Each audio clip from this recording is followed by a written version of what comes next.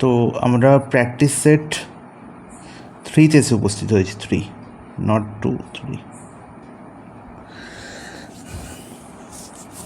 Practice set 2, practice set 1 আশা করি তোমরা প্রত্যেকটা অঙ্ক ভালো করে বুঝেছো, এবং এই প্রত্যেকটা অঙ্ক কিন্তু প্রিভিয়াস ইয়ারের অঙ্ক।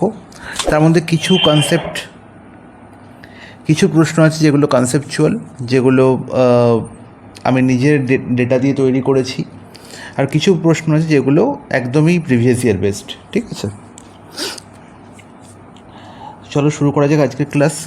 আজকের ক্লাসে আমরা যে প্রশ্নগুলো চুজ করেছি সেগুলো সবই WBCS মেন 2022 পেপার থেকে নেওয়া।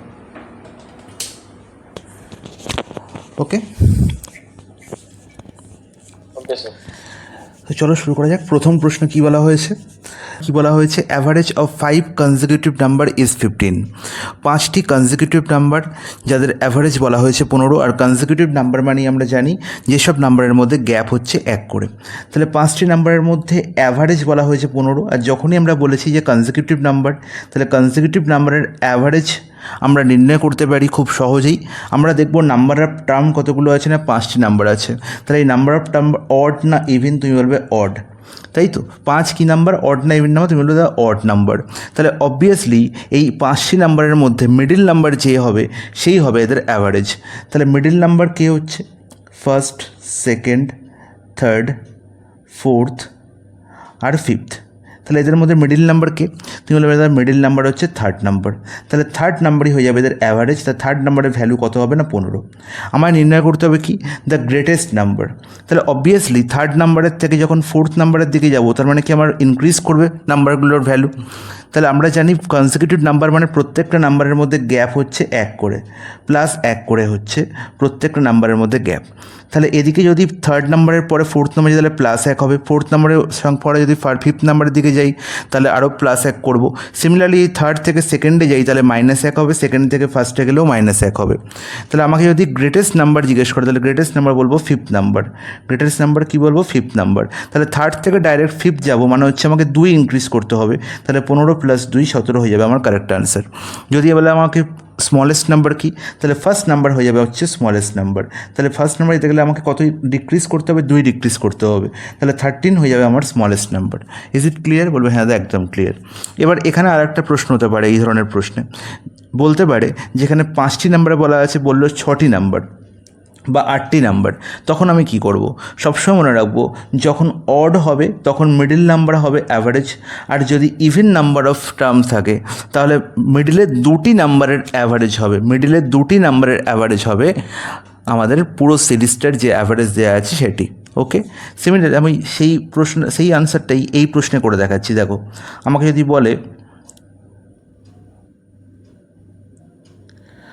যদি বলে যে first, second, third, fourth, fifth এবং সিক্সথ এই 6টি নাম্বার আছে, এবং 6টি নাম্বারই হচ্ছে কনজিকিউটিভ নাম্বার, এবং এদের অ্যাভারেজ হচ্ছে 15। তাহলে আমি কি বলবো? এদের মিডিলে কোন নাম্বারকে দেখতে পাচ্ছি? থার্ড কি মিডিল না? কারণ থার্ডের পরে আমি দেখছি লেফট সাইডে 2টি নাম্বার আছে এবং রাইট সাইডে 3টি নাম্বার আছে, তাহলে থার্ড তো মিডিল হতে পারে না। তাহলে বলবো যে এই থার্ড আর ফোর্থকে যদি একসঙ্গে নিয়ে নিই, যদি আমি একসঙ্গে নিয়ে নিই তাহলে দেখতে পাচ্ছি যে থার্ড আর ফোর্থের লেফটেও 2টি টার্ম আছে এবং রাইটেও 2টি টার্ম আছে। তার মানে থার্ড আর ফোর্থের মিলিত যে নাম্বার, এদের আমি বলতে পারি মিডিল নাম্বার। থার্ড আর ফোর্থকে মিলিতভাবে আমি বলতে পারি কি? Middle number. তাহলে থার্ড আর ফোর্থের অ্যাভারেজই হবে, তাহলে থার্ড আর ফোর্থের মিডিলে যে বসে থাকবে সেই হবে অ্যাভারেজ।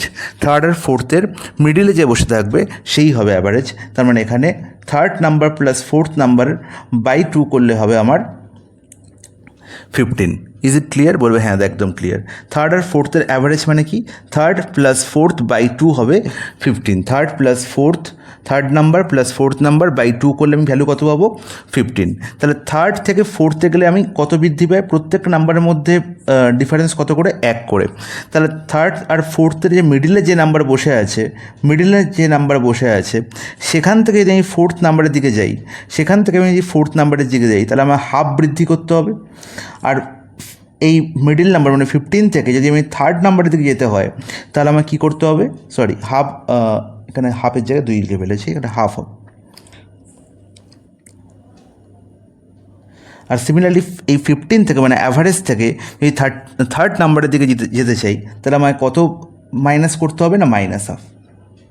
বোঝা গেল? থার্ডের সঙ্গে ফোর্থের ডিফারেন্স হচ্ছে 1, তাহলে এদের মিডিলে যে বসে আছে তার থেকে ফোর্থ নাম্বারের ডিফারেন্স হচ্ছে হাফ, এবং তার থেকে থার্ড নাম্বারের ডিফারেন্সও হচ্ছে half.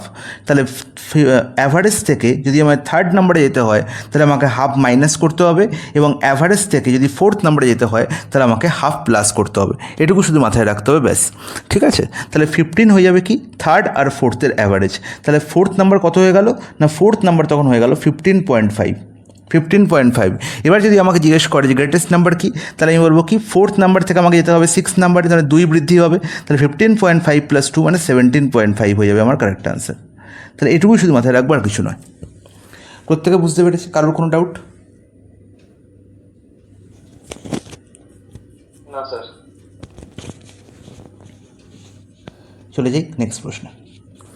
The hundreds digit of the square root of the squared number 315844। আচ্ছা, এই কথাটার মানে বুঝতে পারলে? Hundreds digit of the square root of the square number 315844। Hundreds digit মানে হচ্ছে শতক স্থানীয় সংখ্যা। হান্ড্রেডস ডিজিট মানে হচ্ছে শতক স্থানীয় সংখ্যা। ঠিক আছে? যেমন একটা সংখ্যা বললাম 3, 4, 5, 9, এই সংখ্যাটির শতক স্থানীয় সংখ্যা বা 100 ডিজিট। আমরা সবাই জানি যে 9 হচ্ছে কি ইউনিট প্লেস বা একক স্থানীয় সংখ্যা বা ইউনিট ডিজিট। ঠিক আছে? ফিফথ এই 5 কি, এ হচ্ছে 10th প্লেস, এ হচ্ছে 10th প্লেস, দশক স্থানীয় সংখ্যা। শতক স্থানীয় সংখ্যা কি, না 4, 100 প্লেস। ঠিক আছে? সিমিলারলি থার্ড কী হয়ে যাবে, 1000 প্লেস। বোঝা গেল? তাহলে এরকমভাবে আমরা প্লেস নির্ণয় করি। ঠিক আছে? সেরকমই বলেছে যে 100 প্লেসে আমার এখানে 4 বসে আছে, তাহলে এই যে সংখ্যাটি 315844, এই সংখ্যাটির শতক স্থানীয় সংখ্যা নির্ণয় করতে বলেনি, বলেছে এই সংখ্যাটির স্কোয়ার রুট করলে, বর্গমূল করলে যে সংখ্যাটি পাবো তার শতক স্থানীয় সংখ্যা কী হবে, তার শতক স্থানীয় সংখ্যা কী হবে। ঠিক আছে? প্রশ্ন কিন্তু দারুণ প্রশ্ন, সমাধানও খুব দারুণ বলবো। দেখো ভালো করে লক্ষ্য করে। তার মানে আলটিমেট আমাকে জানতে চেয়েছে যে এই 315844 এই সংখ্যাটির স্কোয়ার রুট করতে হবে, এই সংখ্যাটির স্কোয়ার রুট করতে হবে, এই সংখ্যাটির বর্গমূল আমরা কী করে করব, এবং বর্গমূল করলে কী ভ্যালু পাবো, তাই তো? তাই শর্টকাটে বর্গমূল নির্ণয় করার একটা পদ্ধতি বলবো, সেই পদ্ধতি দিয়ে কিন্তু আমরা বর্গমূল খুব সহজে, খুব তাড়াতাড়ি নির্ণয় করতে পারবো।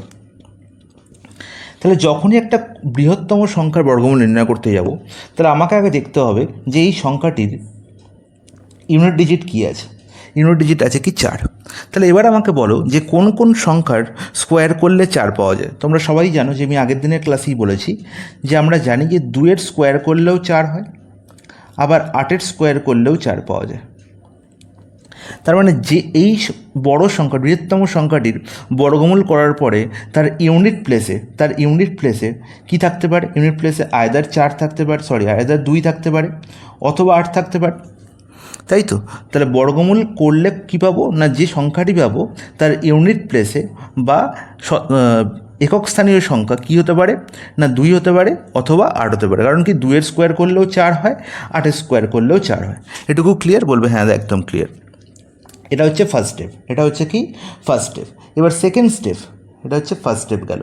এবার সেকেন্ড স্টেপে আমি কি করব, না সেকেন্ড স্টেপে আমি করব না এই যে বৃহত্তম সংখ্যাটির, এই বৃহত্তম সংখ্যাটি থেকে লাস্ট দুটি সংখ্যাকে আমি অমিট করে দেবো,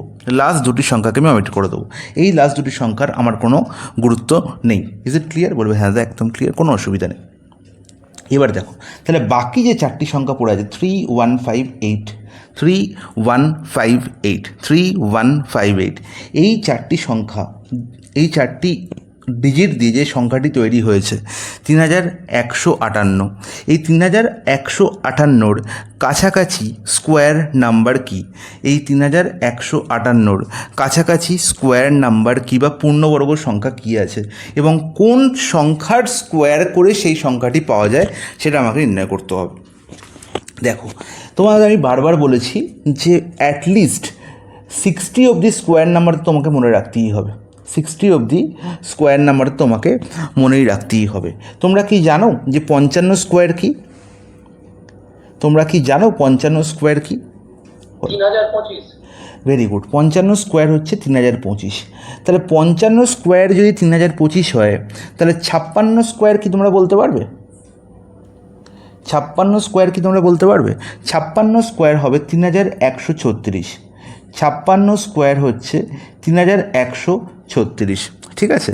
তাহলে 3136 কী করে পেলাম আমরা 56 স্কোয়ার 3136? আমি বলবো 6-এর স্কোয়ার কী হয়? 36 হয়। এবার 56 হচ্ছে সাধারণত আমরা যখন স্কোয়ার করা, আমি শেখাবো নতুন করে আবার, স্কোয়ার করার সময় আমরা বেস দুভাগে ভাগ করে নিই, 1 থেকে 100 অবধি সংখ্যাকে, ঠিক আছে? কিছু 25-এর বেস করি, কিছু 50-এর বেস করি, আর বাকি 100-এর বেসে কিছু বার করে থাকি, ঠিক আছে? আমরা বেস নির্ণয় করি, বলবো আমরা যখন স্কোয়ার আমি আলাদা করে শেখাবো তখন বলবো। তো আমি কি করলাম না, 56 দেখতে পাচ্ছি, 56 50-এর থেকে কত দূরে?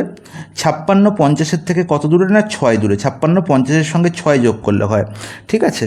এবার আমরা কি করব না 50/2 করলে পাই 25, 50/2 করলে পাই 25, 25 + 6 করলে পাই 31।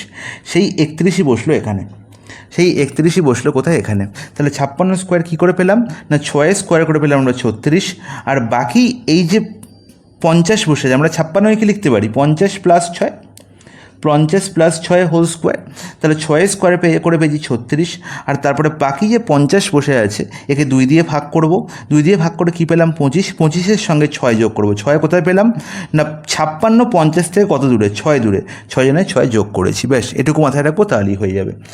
তাহলে আলটিমেটলি আমি পেলাম 56 স্কোয়ার হচ্ছে 3136। আমি তাহলে সেকেন্ড স্টেপ কি বলেছি না 3158, 3158-র কাছাকাছি, 3158-র কাছাকাছি আমাকে পারফেক্ট স্কোয়ার নাম্বার খুঁজে বার করতে হবে। 3158-র কাছাকাছি পারফেক্ট স্কোয়ার নাম্বার খুঁজে বার করতে হবে, এবং সেটা যেন 3158 থেকে ছোট হয়, ঠিক আছে?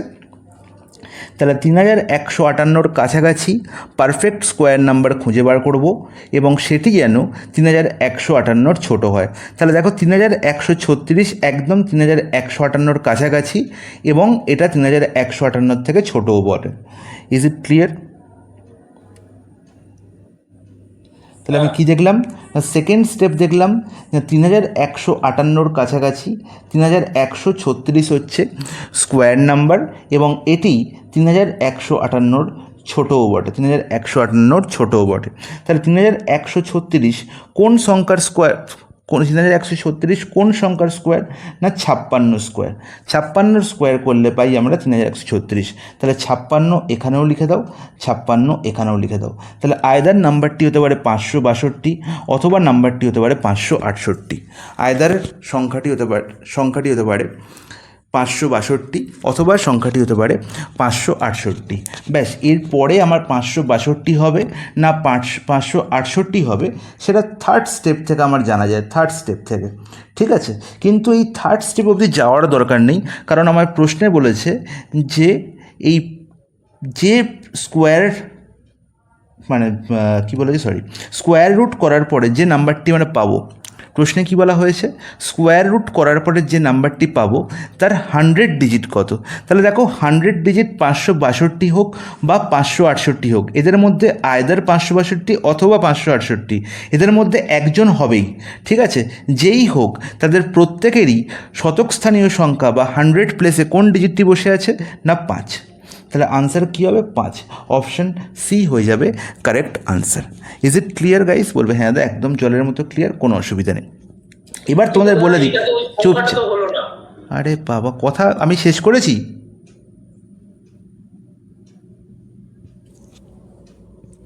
এবার আমার যেটা কাজ হবে যে 56 আমি দেখলাম 56 এখানে বসলো, কিন্তু 2 আর 8-এর মধ্যে কনফিউশন যে আমি কোন সংখ্যাটি আমার স্কোয়ার রুট করে পাবো, ঠিক আছে, বর্গমূল করে কোন সংখ্যাটি পাবো সেটাও আমাকে নির্ণয় করে দেখতে হবে। তাহলে থার্ড যে স্টেপ, সেই স্টেপে আমায় কী করতে হয়, আমি 56 পেয়ে গেছি, যে 56 স্কোয়ার করলে 3136 হয়। তাহলে এবার আমার কাজ হচ্ছে 56 সঙ্গে 1 যোগ করে কী হয় 57, 56 সঙ্গে 1 যোগ করলে কী হয় 57। তাহলে 56 ইন্টু 57 করে দেখা, 56 ইন্টু 57 করে দেখা। তাহলে 56 ইন্টু 57 কী করে করবো না, আমরা জানি যে 56 স্কোয়ার করলে পাই 3136, তার সঙ্গে আর 56 যোগ করলেই আমি পেয়ে যাবো 56 ইন্টু 57। Is it clear? বলবে হ্যাঁ একদম ক্লিয়ার, কারণ 57 জায়গায় আমরা কী লিখতে পারি, 56 প্লাস 1। মাথার বুদ্ধিটা একটু খোলো। তাহলে 56 সঙ্গে 56 গুণ করলে 56 স্কোয়ার, তার মানে 3136 প্লাস 56, তাহলে 3136 প্লাস 56। আর 3136 প্লাস 56 করলে কী হয়, 3136 প্লাস 56 করলে আমি পাবো না কত, না 3192, তাই তো? হ্যাঁ কি না? হ্যাঁ 3192 পাবো। এবার এবার আমার আনসার হয়ে গেছে যে আমি যখন দেখব যে 56 সঙ্গে তার পরবর্তী সংখ্যা 57 গুণ করে যে সংখ্যাটি পেয়েছি, সেই সংখ্যাটি আমার 3158 থেকে বড়, 3158 থেকে বড়, তার মানে 3158 3192 থেকে ছোট। তাহলে আমি সবসময় কোন নাম্বারটিকে আনসার ধরবো, না 562কেই আনসার ধরবো। Is it clear? আবার বলছি, প্রথম আমার কাজ কি হলো না, এই যে পুরো সংখ্যাটি থেকে ফার্স্ট স্টেপ, পুরো সংখ্যাটির ইউনিট ডিজিট নির্ণয় করা। ইউনিট ডিজিট কি? 4। তাহলে এই 4 কোন সংখ্যার বর্গ? তুমি বলবে দাদা 2-এর বর্গ করলেও, 2-এর স্কোয়ার করলেও 4 পাই, 8-এর স্কোয়ার করলেও 4 পাই। ঠিক আছে, এবারে কাজ হচ্ছে আমার এই বড় সংখ্যাটি থেকে লাস্ট দুখানা ডিজিটকে কী করা, না কেটে বাদ দেওয়া। তাহলে লাস্ট দুখানা ডিজিট আছে 44 চলে গেল আমার পুরো অঙ্ক থেকে অমিট হয়ে গেল, এর কোনো ভ্যালু নেই আর। ঠিক আছে, এখানে আমি দেখতেই পাবো না। পড়ে আছে 3158। 3158 কোনো সংখ্যার স্কোয়ার কি আগে সেটা দেখতে হবে। স্কোয়ার হতেও পারে, কিন্তু আমার কাজ কী হবে, 3158 থেকে ছোট এমন একটা স্কোয়ার নাম্বার খুঁজে বার করা, বা এমন একটা পারফেক্ট স্কোয়ার নাম্বার খুঁজে বার করা। তাহলে 3158 ছোট কী সংখ্যা, না 3136 দেখতে পাচ্ছি আমি 56 স্কোয়ার। তাহলে এটা হয়ে গেল সেকেন্ড স্টেপ। তাহলে আয়দার আমার নাম্বারটি কী হতে পারে, 562 অথবা 568। এবার আমি কি করে সিদ্ধান্তে উপনীত হব, না 562 না 568 হবে? আমি 56 সঙ্গে 56 পরের সংখ্যা 57 গুণ করে দেবো। তাহলে 56 ইন্টু 57 গুণ করলে কী পাই, না 3192 পাই। এবার যে সংখ্যাটি পেলাম 3192, আর যে সংখ্যাটি আমি এখানে দেখতে পাচ্ছি 3158, এদের মধ্যে তুলনা করব। যদি যে সংখ্যাটি আমার দেওয়া আছে সেই সংখ্যাটি মানে 3158, যেহেতু 3158 লেস দেন 3192, মানে যেহেতু এ ছোট হয়েছে তাই জন্য আমি ছোটো ভ্যালু নেবো 562। যদি এরকম হতো 3158 এ বড় হতো, যদি আমি এখানে ভ্যালুটা পেতাম 3157 বা 3156 এরকম কিছু পেতাম, তাহলে আমার আনসার হতো 568। Is it clear guys? যদি এটা হতো, কিন্তু এটা হবে না। তাহলে যেহেতু 3158 লেস দেন 3192, তাই আমার আনসার কী হয়েছে, 562। তাহলে আমার এই অবধি করার দরকারও ছিল না, আমি সেকেন্ড স্টেপ থেকে আনসার বলতাম যে আমার 562 হোক বা 568 হোক, আমার ইউনিট প্লেসে নাম্বার চেঞ্জ হচ্ছে, কিন্তু শতকতম স্থানে বা 100 প্লেসে তো কোনো চেঞ্জ হচ্ছে না। তাই 100 প্লেসের নাম্বার আমার কী থাকছে, সংখ্যা কী থাকছে, 5ই থাকছে। Is it clear?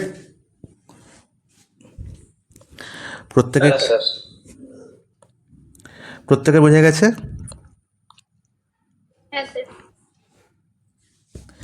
নেক্সট প্রশ্ন, value of 7^23 plus 7^24 plus 7^25 plus 7^26 by 16। তো খুবই একটি ফেমাস সিম্পলিফিকেশনের প্রশ্ন, প্রায়ই পরীক্ষায় পড়ে থাকে, স্পেশালি পিএসসির এক্সামে। ঠিক আছে, দেখো 7^23 যেরকম আছে 7^23 ওরকম রেখে দাও। 7^24কে আমরা কি লিখতে পারি, 7^23 প্লাস 1 লিখতে পারি? বলবে হ্যাঁ একদম। 7^24 আমরা কি লিখতে পারি? 7^23 প্লাস 2, মানে পাওয়ারে আমি 25কে আমরা কি লিখছি? 23 প্লাস 2। 26কে আমরা কি লিখতে পারি? 7^23 প্লাস 3। আচ্ছা, আমরা কি জানি না a^m প্লাস n, এটার মানে হচ্ছে a^m ইন্টু a^n, তাই তো? এবং এই কনসেপ্টকে কাজে লাগিয়েই আমি এখানে সেম গল্প করব। নিচে কি আছে? যা আছে থাক। 7^23 এরকম যেরকম আছে সেরকম থাক। আর এই পরের সংখ্যাটি দেখো 7^23 প্লাস 1, একে কী লিখতে পারি? 7^23 into 7^1 plus 7^23 into 7^2 plus 7^23 into 7^3 by 16। তাহলে আমি প্রত্যেকটা জায়গা থেকে আমি 7^23 কমন নিতে পারি। বলবে হ্যাঁ একদম নিতে পারেন। তাহলে 1 এখানে কী পড়ে রইলো? 7^1 মানে 7, এখানে কী পড়ে রইলো? 7 স্কোয়ার, এখানে কী পড়ে রইলো? 7 কিউব, আর নিচে পড়ে রইল আমার 16। এবার দেখো 7^23 আমার এরকম পড়ে যে থাক, এখানে আমার কিছু ভেবে লাভ নেই। এবার দেখো এখানে যোগ করে আমি কী পাচ্ছি? 1 plus 7 plus 7 square plus 7 cube, ঠিক আছে? তাহলে তুমি যোগ করতেও পারো, অথবা এই 1 বাদ দিয়ে বাকি 7 স্কোয়ার 7 কিউব, এটা তোমরা গুণোত্তর প্রগতি দিয়েও ভাবতে পারো যদি কোনো বড় ডিজিট থাকে। যেহেতু এখানে বড় ডিজিট নেই, আমি জাস্ট গুণ করেই ভেবে নেবো। দেখো 1 প্লাস 7, 7 স্কোয়ার করলে কত পাবো? 7 স্কোয়ার করলে 49, আর এখানে 7 কিউব করলে 343। তাহলে 343 প্লাস এখানে 49 প্লাস 1 50, আর এখানে দেখছি 343 প্লাস 7 করলে 350, তার মানে 400। তার মানে 400 বাই এখানে দেখতে পাচ্ছি 16, আর 16 পুরোপুরি কাটাকুটি যাচ্ছে, 25 হয়ে গেল। তাহলে 7^23 ইন্টু 25, আনসার কী আছে? এরম আনসার কি আমি দেখতে পাচ্ছি কোথাও? কোথাও দেখতে পাচ্ছি 7^23 ইন্টু 25? কোথাও নেই। কিন্তু আমি যদি এরকম লিখি 7^22 ইন্টু 7 ইন্টু 25, বলবে হ্যাঁ লিখতে পারেন। আর 25 ইন্টু 7 গুণ করলে কী হয়? 175। তাহলে দেখো 7^22 ইন্টু 175 হয়ে যাবে আমার কারেক্ট আনসার, অপশান সি। বোঝা গেল? এনি ডাউট কারুর? এবার আমি যে এতগুলো স্টেপ করেছি, এই এতগুলো স্টেপ তো তোমরা করবেই না, কারণ হচ্ছে প্রথম দুটো স্টেপ হচ্ছে করার কোনো দরকারই নেই, তোমরা ডাইরেক্ট এই স্টেপে চলে আসতে পারবে ডাইরেক্ট, ঠিক আছে? তা এই দুটো স্টেপেই তোমাদের অঙ্ক শেষ হয়ে যাবে, ঠিক আছে? ম্যাক্সিমাম পার্টটাই তোমরা কিসে করতে পারবে না? ওরালি করতে পারবে। চলে আসি নেক্সট প্রশ্ন। দারুণ একটি প্রশ্ন, বলছে loan was repaid in 2 annual instalments of ₹3630 each. If the rate of interest be 10% per annum compounded annually, then find the sum that was borrowed.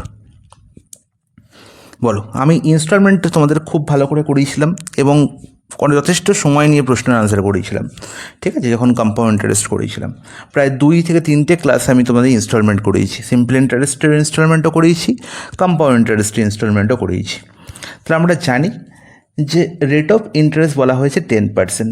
এখান থেকেই আমার সমস্ত কিছু বেরিয়ে আসবে। 10% মানে হচ্ছে কি 10 টাকায় 1 টাকা ইনস্টলমেন্ট, 10 টাকায় 1 টাকা ইন্টারেস্ট, তাই তো? তার মানে 10 টাকা আমি রাখলে সেটা হয়ে যাচ্ছে 11 টাকা, তাই তো? তাহলে আমরা বলেছিলাম যে 10-এর জন্য আমাকে ইনস্টলমেন্ট দিতে হচ্ছে 11, ঠিক আছে? এবার নেক্সট ইয়ার যখন সেকেন্ড, এটা হচ্ছে ফার্স্ট ইয়ারের কেস। সেকেন্ড ইয়ারের কেসে কী হয় না, প্রত্যেক ক্ষেত্রে আমার স্কোয়ার করতে হয়। তাহলে 10 স্কোয়ার করলে পাই 100 এবং 11 স্কোয়ার করলে পাই 121। তাহলে ফর সেকেন্ড ইয়ার 100-র জন্য আমাকে 121 ইনস্টলমেন্ট দিতে হয়। কিন্তু আমার বলা হয়েছে যে ইকুয়াল ইনস্টলমেন্ট, ইনস্টলমেন্টগুলো কি? Equal instalment. The loan was repaid in 2 annual instalment of ₹3630 each. Each মানেই হচ্ছে প্রত্যেকটা, তার মানে প্রত্যেকটার ভ্যালু হচ্ছে, প্রত্যেকটা ইনস্টলমেন্টের ভ্যালু হচ্ছে 3630 টাকা করে, ঠিক আছে? মানে দুখানা ইকুয়াল ইনস্টলমেন্ট। কিন্তু এখানে দুটো ইনস্টলমেন্ট কি ইকুয়াল হয়েছে? কখনোই হয়নি। তাহলে দুটো ইনস্টলমেন্টকে ইকুয়াল বানিয়ে নাও। তাহলে 121কে 121 রাখো, 11কে 121 বানাতে গেলে 11 দিয়ে গুণ করে দাও। তাহলে এদিকেও আমাকে 11 দিয়ে গুণ করতে হবে। তাহলে আলটিমেট আমার কী হয়ে গেল না 110 টাকার ইনস্টলমেন্ট হয়ে গেল 121। ওকে, তার মানে 2 বছর আগে, মানে প্রথম বছর 110 টাকার জন্য আমাকে 121 টাকা ইনস্টলমেন্ট দিতে হচ্ছিলো, আর পরের বছর 100-র জন্য আমাকে 121 টাকা ইনস্টলমেন্ট দিতে হচ্ছে। তাহলে আলটিমেট এই দুটোকে যদি যোগ করে দিই তাহলে দেখতে পাবো না 210 টাকার জন্য আমাকে 121 প্লাস 121 টোটাল 242 ইনস্টলমেন্ট দিতে হলো, বা 242 আমাকে কী দিতে হলো না ইন্টারেস্ট দিতে হলো। ঠিক আছে, তাহলে আমাকে নির্ণয় করতে কি বলেছে না, আমার নির্ণয় করতে বলেছে find the sum that was borrowed, কত টাকা বোরোড হয়েছিল। তাহলে আমি দেখতে পাচ্ছি যে 210 টাকা আমার টোটাল বোরো আমি নিয়েছিলাম ধার, আমি আলটিমেট 242 ফেরত দিয়েছি, 242 ফেরত দিয়েছি। আমায় বলা হয়েছিল না ইচ ইনস্টলমেন্টের ভ্যালু 3630 টাকা, কিন্তু এখানে ইচ ইনস্টলমেন্ট ভ্যালু কত বেরিয়েছে 121 আর 121, তবেই 242 হয়েছে। তাহলে 121-এর ভ্যালু কত বলা আছে না 3630, নির্ণয় করতে হবে 210-এর ভ্যালু, 210-এর ভ্যালু। তাহলে 121-কে 30 গুণ করলে 30 3630 হয়। তাহলে 210-কে 30 গুণ করলে কী হবে না 6300, অপশান সি হয়ে যাবে কারেক্ট আনসার। কোশ্চেন নাম্বার 5-এ চলে এসেছি আমরা। কোশ্চেন নাম্বার 5-এ বলা হয়েছে the হাইপোটেনিউজ of A right angle triangle is 41 centimetre. তাহলে একটি রাইট অ্যাঙ্গেল ট্রায়াঙ্গেল বলা হয়েছে এবং এই রাইট অ্যাঙ্গেল ট্রায়াঙ্গেলের হাইপোটেনিউজ বা অতিভুজের লেন্থ বলা হয়েছে কত না 48 সেন্টিমিটার। আর কি বলা হয়েছে না পারপেন্ডিকুলার আর বেসের লেন্থের সাম বলা হয়েছে, the sum of the other sides. তাহলে sum of the other sides মানে আদার সাইডগুলো কে কে না পারপেন্ডিকুলার আর বেস, আর পারপেন্ডিকুলার আর বেসের লেন্থের সাম বলা হয়েছে 49 সেন্টিমিটার। তাহলে বলা হয়েছে ট্রায়াঙ্গেলটির এরিয়া কত। তাহলে তোমরা সবাই জানো যে যদি হাইপোটেনিউজ 41 দেওয়া থাকে তাহলে আমি চোখ বন্ধ করে পারপেন্ডিকুলার আর বেসের লেন্থ কী লিখতে পারি না 9 এবং 40, কারণ তোমরা সবাই জানো কি 9, 40 এবং 41 ট্রিপলেট তৈরি করে, তারপর 9 square plus 40 square is equal two 41 square হয়। তারপর আমরা বলতে পারি যে পারপেন্ডিকুলার আর বেসের লেন্থ কী হতে পারে 9 এবং 40। তাহলে আমরা কী নির্ণয় করতে হবে না area of the triangle. Right angle ট্রায়াঙ্গেলের এরিয়ার ফর্মুলা কি না হাফ ইন্টু ভূমি ইন্টু উচ্চতা। তাহলে হাফ ইন্টু ভূমি ইন্টু উচ্চতা মানে হাফ ইন্টু আমি বলতে পারি 40 ইন্টু 9, 2 দিয়ে 20 কাটাকুটি হয়ে গেল 40, এবার 20 ইন্টু 9 180, 20 ইন্টু 9 180, অপশান সি হয়ে যাবে কারেক্ট অ্যান্সার। আচ্ছা আর একটা কথা এখানে বলে দিই 9 আর 40 এদের মধ্যে যে কেউ পারপেন্ডিকুলার লেন্থ হতে পারে, যে কেউ বেসের লেন্থ হতে পারে। যদি আমি পারপেন্ডিকুলারকে 9 লিখি তাহলে বেসকে লিখবো 40, আর যদি আমি পারপেন্ডিকুলারকে 40 লিখি তাহলে বেসকে লিখবো 9। ঠিক আছে, এরা কিন্তু নিজেদের মধ্যে এই ভ্যালুগুলোকে ডিস্ট্রিবিউট করতে পারে। ওকে, তো এখানেই কোশ্চেন নাম্বার 5 শেষ হচ্ছে। চলে যাই আমরা কোশ্চেন নাম্বার 6-এ। নেক্সট প্রশ্ন 6, the smallest number which is being divided by 8, 9, 12 and 15 always leaves 1 as reminder.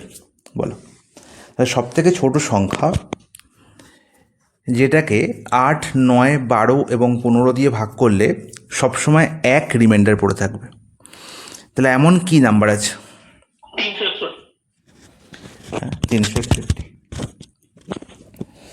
361 কেন?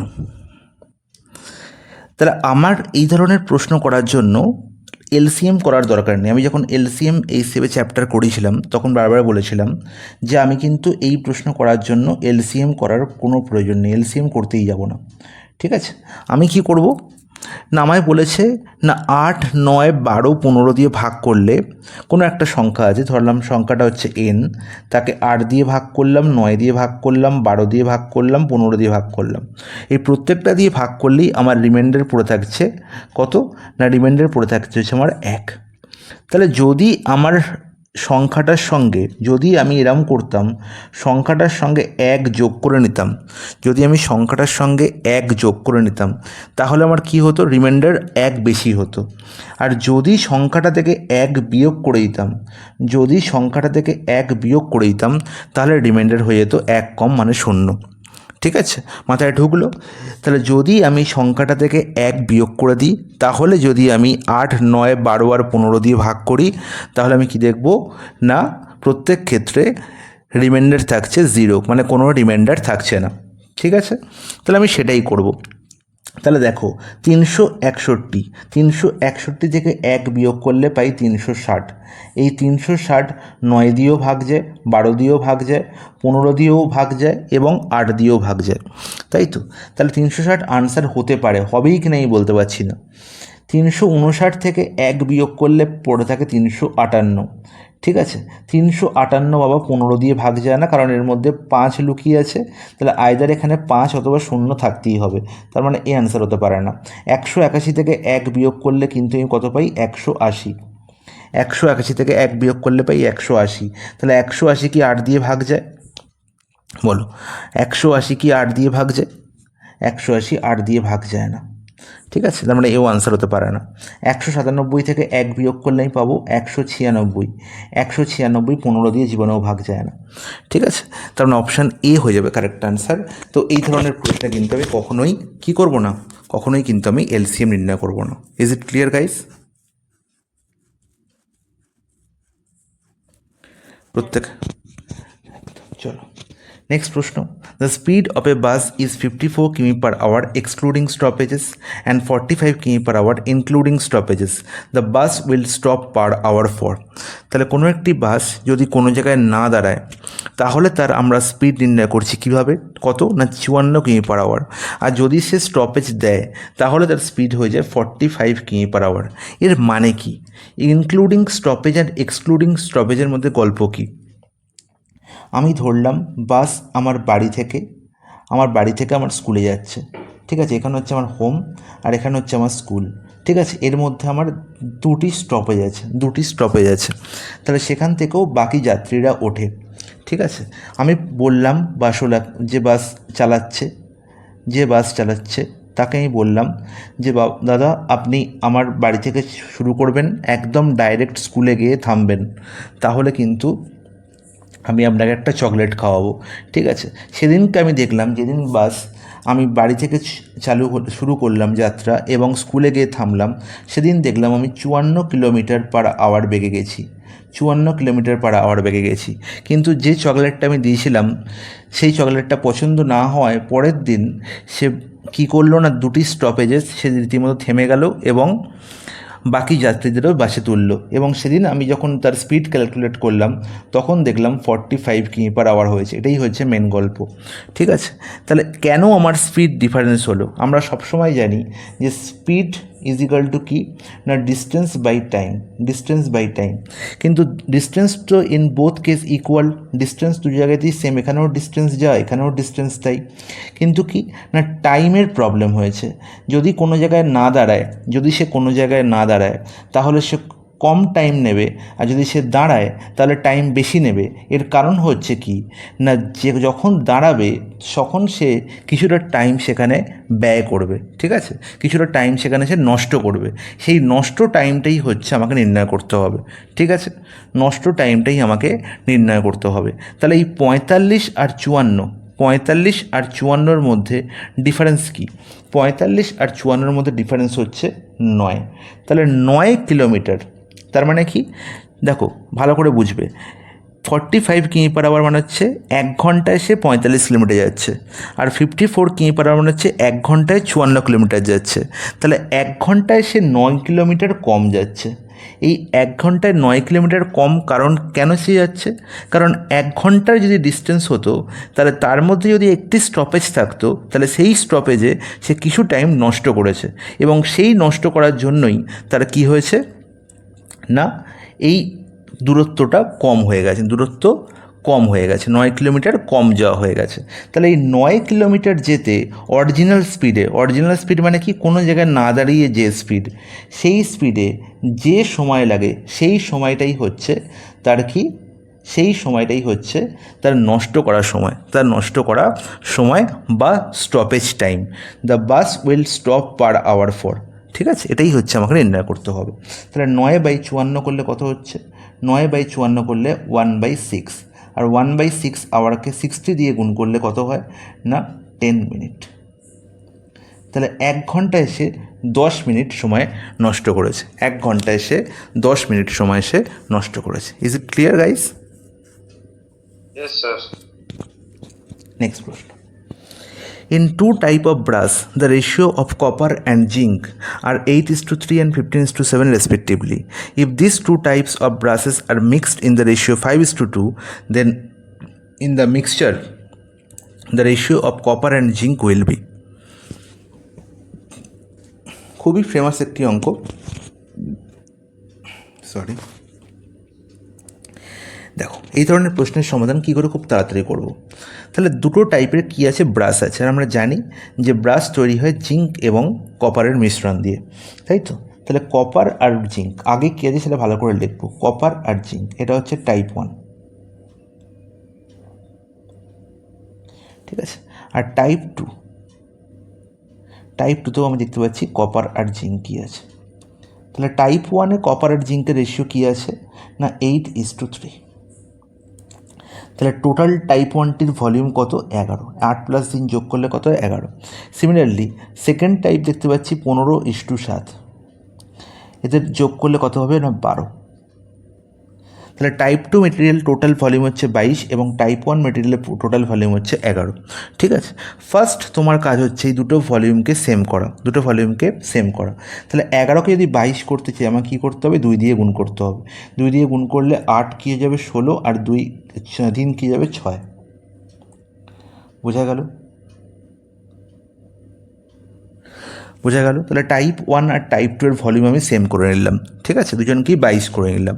এবার কি বলেছে না, if this two type of brushes are mixed in the ratio 5:2, তাহলে এবার দুটো টাইপের ব্রাশকে কী করা হচ্ছে, 5:2-তে মিক্স করা হচ্ছে।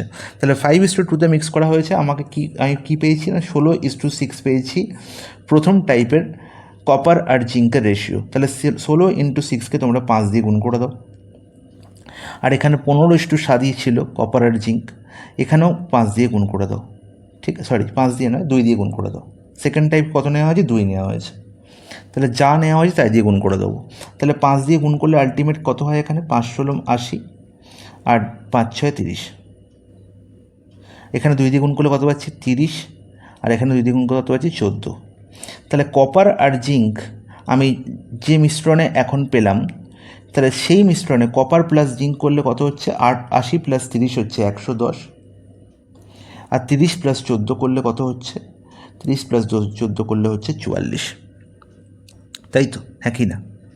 তাহলে 11 দিয়ে কাটাকুটি যাচ্ছে বা 22 দিয়ে কাটাকুটি যাচ্ছে, একদম 22 দিয়ে কাটাকুটি করলে হচ্ছে 22 × 5 = 110, আর 22 × 2 = 44। তাহলে 5:2 রেশিওতে বর্তমানে কপার আর জিঙ্ক রয়েছে নতুন যে মিশ্রণটি তৈরি করা হয়েছে সেই মিশ্রণে। বলো, কারোর কোনো ডাউট আছে? No, sir.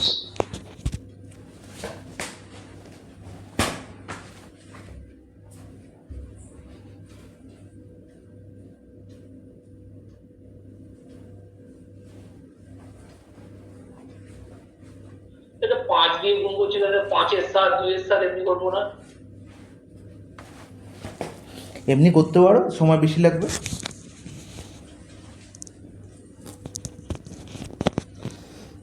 বুঝতে পেরেছো? এমনি করতে পারো কিন্তু সময় বেশি লাগবে। নেক্সট প্রশ্ন বলা হয়েছে এক্সের ভ্যালু হচ্ছে √9, ওয়াইয়ের ভ্যালু হচ্ছে 4th√11, আর জেডের ভ্যালু হচ্ছে 6th√17। তাহলে এক্স, ওয়াই আর জেডের মধ্যে বড় কে হবে, এটাই নির্ণয় করতে হবে। তাহলে দেখো এক্সের ভ্যালু কী বলা হয়েছে, এক্সের ভ্যালু বলা হয়েছে √9। তাহলে √9 মানে আমরা কী লিখি, আমি আগেই বলেছি যে এক্সের এখানে লেখা আছে এক্স আর এখানে লেখা আছে এন, এর মানে হচ্ছে nth √x, আর এর মানে হচ্ছে x⁴1/n। ওকে, তাহলে এখানে আমরা কী লিখবো এক্সের ভ্যালু না 9⁻1/3। ওয়াইয়ের ভ্যালু কী লিখতে পারি সিমিলারলি না 4th√11, এর মানে হচ্ছে 11⁻1/4। আর জেডের ভ্যালু কী দেখতে পাচ্ছি 6√17, তার মানে 17⁻1/6। এবার শুধু পাওয়ারগুলো দিকে লক্ষ্য করো, 3, 4 আর 6। 3, 4 আর 6কে যদি আমি সেম বানাতে চাই তাহলে আমাকে কী করতে হবে, তুমি বলবে 3, 4, 6 এলসিএম হচ্ছে 12, তার মানে আমি কি ডিনোমিনেটরকে সেম করব। তাহলে 3, 4, 6কে যদি আমি 12 করি তাহলে আমি কী করব না 12 দিয়ে প্রত্যেকটাকে গুণ করে দেবো, প্রত্যেকটা পাওয়ারকে আমি 12 দিয়ে গুণ করে দেবো, 12 দিয়ে গুণ করে দেবো। তাহলে আমি 3, 4 আর 6 ডিনোমিনেটরে দেখতে পাচ্ছি 3, 4 আর 6কে আমি যদি এলসিএম করি তাহলে আমি কী বলবো 12। তাহলে 12 দিয়ে যদি প্রত্যেকটা পাওয়ারকে আমি গুণ করে দিই তাহলে আমার আলটিমেট কী হয়ে গেল না 9⁴ হয়ে গেল এখানে ভ্যালু, এখানে হয়ে গেল 11⁻3 আর এখানে হয়ে গেল 17 স্কোয়ার। এবার বলো তো 9⁴ এর ভ্যালু কত হবে? 9⁴ আমরা লিখতে পারি 81 স্কোয়ার, 81 স্কোয়ার। 11 কিউব মানে আমরা লিখতে পারি 1331। আর 17 স্কোয়ার মানে আমরা কত জানি? 17 স্কোয়ার মানে কত? 289। ওকে, এবার আমি তুমি বলো আমাকে যে এদের মধ্যে বড়কে, তুমি বলবে দাদা এদের মধ্যে সব থেকে বড় হচ্ছে এক্স, কারণ কি 81 স্কোয়ার আছে। আচ্ছা 81 স্কোয়ার যদি করতে নাও পারো, তোমরা জানো যে 80 স্কোয়ার মানে 1600 তো হবেই, সরি 1600 বলছি 6400 তো হবেই, তাই তো? 80 স্কোয়ার করলে কত হবে? 6400 তো হবেই। তার মানে 81 স্কোয়ার অবভিয়াসলি গ্রেটার দেন 6400, তাই তো? 81 স্কোয়ার কী হবে? Greater than 6400। তাহলে 81 স্কোয়ার গ্রেটার দেন 6400 হলে তাহলে অবশ্যই 1331 থেকেও বড়ো আর 289 থেকেও বড়ো। তাহলে এক্স কী হবে? সবার থেকে বড়ো, ঠিক আছে? তাহলে এক্স যদি সবার থেকে বড়ো হয়, এক্সের পরে বড়োকে দেখতে পাচ্ছি না, এক্সের পরে হচ্ছে ওয়াই, তাহলে এক্স গ্রেটার দেন ওয়াই, আবার ওয়াই গ্রেটার দেন জেড, তাহলে x greater than y greater than z হবে আমার কারেক্ট আনসার। এটা কি আছে? হ্যাঁ, দেখতে পাচ্ছি অপশান ডিতেই বসে আছে, x greater than y greater than z. Is it clear guys? Any doubt? Next question. If the centroid of the triangle formed by the point A, B, B, C and C, A is the origin, then AQ plus BQ plus CQ is. খুব দারুণ একটি প্রশ্ন। একটি ট্রায়াঙ্গেলের সেন্ট্রয়েডের coordinate বলা হয়েছে। সবসময় মনে রাখবো যে কোনো একটি প্লেনে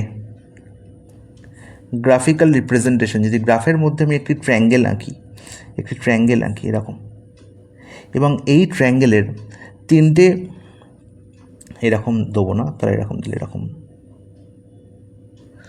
এই ট্রায়াঙ্গেলের তিনটে ভার্টেক্সের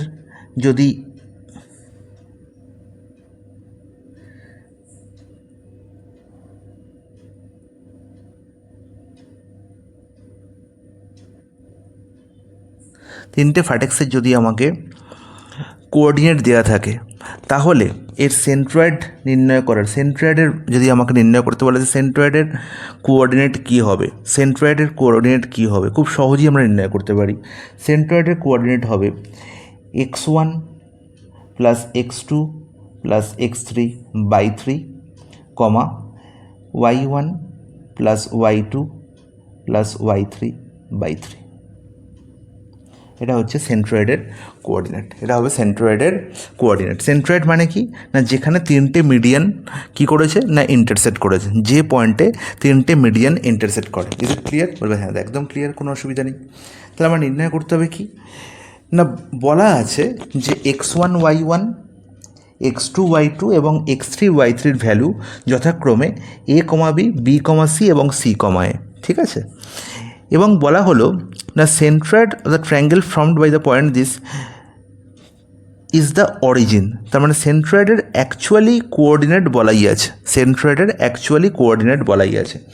তোমরা আসল ফর্মুলাটা জেনে গেছো, যে ফর্মুলা কী করে আমরা সেন্ট্রয়েডের কোঅর্ডিনেট নির্ণয় করতে পারি, প্রত্যেকে বুঝতে পেরেছে। এবার দেখো, এবার ডাইরেক্ট অঙ্কে চলে আসি। তাহলে আলটিমেট কোনো একটি ট্রায়াঙ্গেলের, অন্য ভালো করে বুঝবে, না বুঝতে পারলে বলবে, কোনো একটি ট্রায়াঙ্গেলের তিনটে ভার্টেক্সের কোঅর্ডিনেট যদি বলে দেয়, কোঅর্ডিনেট মানে হচ্ছে কি না এক্স, ওয়াই এর ভ্যালু। তাহলে ধরলাম এই ভার্টেক্সটি, আমি এটাকে এ দিয়ে ডিনোট করলাম, এটা বি দিয়ে ডিনোট করলাম, এটা সি দিয়ে ডিনোট করলাম। এ ভার্টেক্সের কোঅর্ডিনেট বলা হয়েছে এ, বি। বি ভার্টেক্সের কোঅর্ডিনেট বলা হলো বি, সি। আর সি ভার্টেক্সের কোঅর্ডিনেট বলা হলো সি, এ। তাহলে এর সেন্ট্রয়েডের কোঅর্ডিনেট কী হবে? তুমি বলবে সেন্ট্রয়েডের কোঅর্ডিনেট হবে এ ভার্টেক্সের এক্স, বি ভার্টেক্সের এক্স এবং সি ভার্টেক্সের এক্সের যোগফল বাই 3। তার মানে কি না A plus B plus C by 3। Similarly সেন্ট্রয়েডের কোঅর্ডিনেটের এক্সের ভ্যালু পেয়ে গেলাম, এবার ওয়াইয়ের ভ্যালু কী হবে না b plus c plus a, by 3। এটা ওয়াইয়ের ভ্যালু। এটুকু বোঝা গেছে অর্ণব? ভার্টেক্স বলতে কোনটা? ও বাবা, তাহলে থাক, এখন থাক, যখন হবে জিওমেট্রি তখন বুঝবে ভার্টেক্স। হ্যাঁ সেটাই। এবার বলা হয়েছে যে এর সেন্ট্রয়েডের কোঅর্ডিনেট আমি পেয়ে গেলাম। এবার বলেছে সেন্ট্রয়েডের কোঅর্ডিনেট অ্যাকচুয়ালি কিন্তু সেটা অরিজিন, বলা হয়েছে ইজ দ্য অরিজিন। এর মানে কি, কোনো একটা গ্রাফিক্যাল রিপ্রেজেন্টেশনে অরিজিন মানে হচ্ছে সেই পয়েন্ট যে পয়েন্টে থেকে এক্স আর ওয়াইয়ের উৎপত্তি হয়, বা যে পয়েন্টে এক্স কোঅর্ডিনেট এবং ওয়াই কোঅর্ডিনেট কী করে, ইন্টারসেক্ট করে। তার মানে এই পয়েন্টে হচ্ছে অরিজিন, যার কোঅর্ডিনেট সবসময় 0,0 হয়, যার কোঅর্ডিনেট সবসময় 0,0 হয়, এবং এর ভ্যালু বলা হয়েছে 0,0। এর ভ্যালু কী বলা হয়েছে, 0,0। তার মানে ultimate a plus B plus C by 3 is equal to 0। তার মানে a plus B plus c is equal to হচ্ছে 0। আর যদি a plus B plus c is equal to 0 হয়, তাহলে a cube plus b cube plus c cube value কী হবে না 3abc। অপশান ডি হয়ে যাবে কারেক্ট আনসার। কারোর কোনো ডাউট আছে?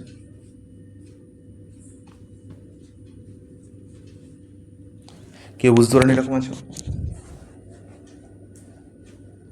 না স্যার বুঝছি। ঠিক তো? হ্যাঁ স্যার। শ্রেয়সী, কেয়া সব বুঝতে পেরেছ?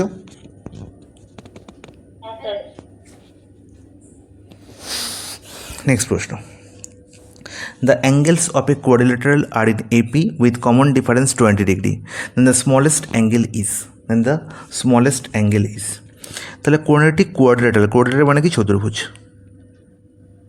আর আমরা জানি চতুর্ভুজের 4টি কোণের যোগফল হয় কত?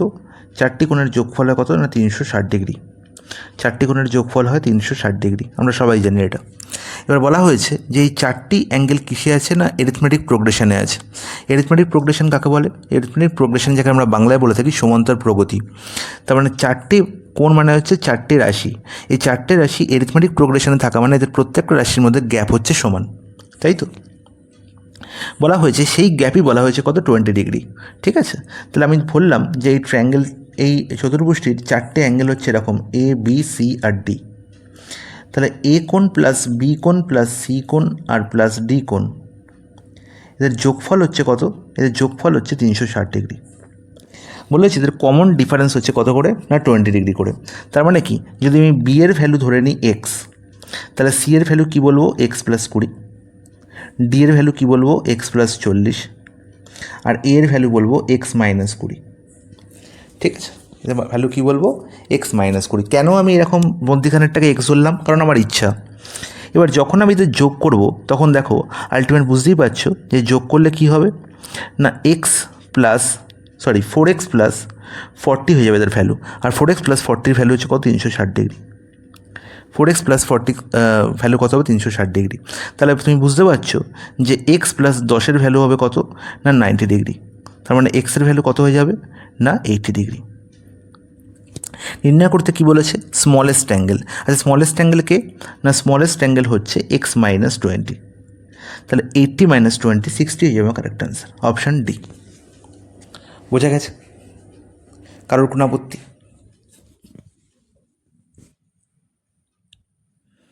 Guys any issue? কেউ বুঝতে পারেন এরকম আছো? অর্ণব?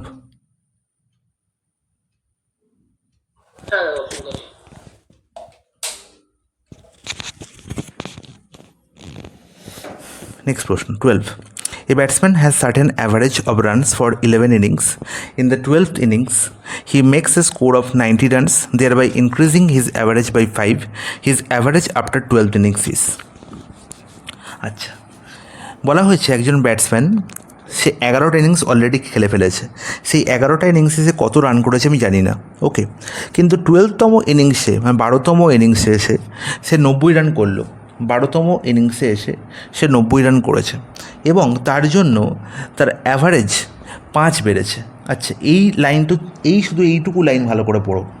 এইটুকু লাইন থেকে তুমি কি আমাকে এটা বলতে পারো যে আগের 11টা ইনিংসের অ্যাভারেজে যে রান ছিল তার থেকে 12তম ইনিংসের রান অবশ্যই বেশি করেছে সে? বলতে পারি, বলবে হ্যাঁ একদম ঠিক, আপনি অ্যাভারেজ যেরকম বুঝেছেন তাতে এটাই বোঝায় যে 12তম ইনিংসে সে বেশি করেছে এবং তার জন্যই যতটা সে বেশি করেছে মানে 90-র মধ্যে দুটো পার্ট আছে। 90-র মধ্যে দুটো পার্ট আছে। একটি পার্ট হচ্ছে 11তম ইনিংস অবধি যা অ্যাভারেজ, একটি পার্ট হচ্ছে 11তম ইনিংস অবধি যা অ্যাভারেজ সেই রান, এবং বাকি পার্ট হচ্ছে এক্সেস রান। এক্সেস, এই এক্সেস রান যদি পুরো 12 জনের মধ্যে ভাগ করে দেওয়া যায় তাহলে প্রত্যেকে 5 করে পায়। প্রত্যেকে কী পায়? 5 করে পায়। তাহলে প্রত্যেকে যদি 5 করে পায় তাহলে টোটালে কত পায়? টোটাল কতটা জিনিস আমি 12 জনের মধ্যে ভাগ করেছিলাম? না 12 × 5 60, তাই তো? 60টি লজেন্স আমি 12 জনের মধ্যে ভাগ করেছিলাম, তবেই তো আমি প্রত্যেককে 5টা করে দিতে পেরেছি। বলবো হ্যাঁ, একদম ঠিক। তাহলে এই 60টা সে এক্সট্রা লজেন্স নিয়ে এসেছিলো, এই 60টা সে এক্সট্রা লজেন্স নিয়ে এসেছিলো। তাহলে 60 যদি আমি বাদ দিয়ে দিই 90 থেকে, বাকি পড়ে থাকে 30। তার মানে এই 30ই ছিল 11তম ইনিংস অব দি অ্যাভারেজ। এই 30 কী ছিল? 11তম innings of the average. Average 5 বৃদ্ধি পেয়েছে, তার মানে 12তম ইনিংসে এসে অ্যাভারেজ কত হয়েছে? 35। অপশান বি হয়ে যাবে কারেক্ট আনসার। কারোর কোনো doubt?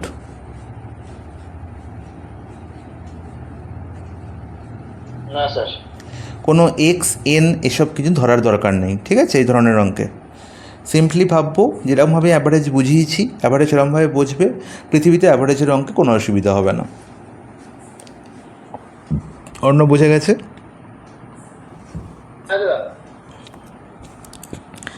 Question number 13. To cover a distance, a man first goes 3/8 of the journey by train, 20% of the remaining by bus, and still he has 6 kilometers to go.